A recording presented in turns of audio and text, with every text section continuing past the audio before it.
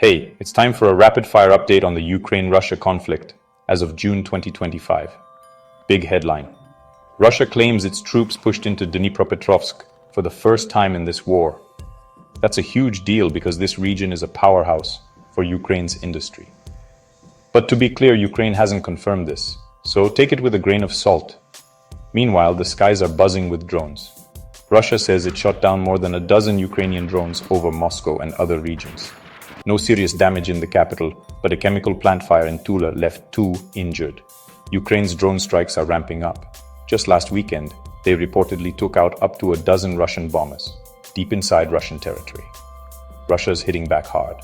Over just a few days, Russia launched missiles, drones and bombs across Ukraine, striking cities like Kharkiv, Dnipro, and even Kiev. Civilian casualties are mounting, and there's been serious damage to homes and infrastructure. Ukraine did manage to shoot down a Russian Su-35 fighter over Russian territory, so the air battle is fierce. On the ground, Russia is making small but steady gains in several regions, Sumy, Luhansk, and Donetsk. Ukraine's advancing too, but the front lines are shifting constantly. Now the human toll, nearly 1 million Russian soldiers killed or injured, and Ukraine's lost about 400,000. Over 10 million Ukrainians have been forced from their homes, with millions now living as refugees.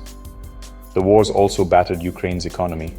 Almost 2/3 of its electricity grid is gone, and the country just defaulted on billions in debt. Meanwhile, Russia's economy is still growing, despite sanctions and damage from Ukrainian strikes.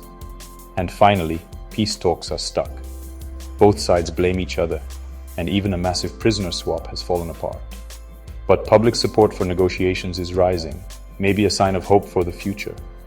That's your latest Ukraine-Russia update. Stay tuned for more.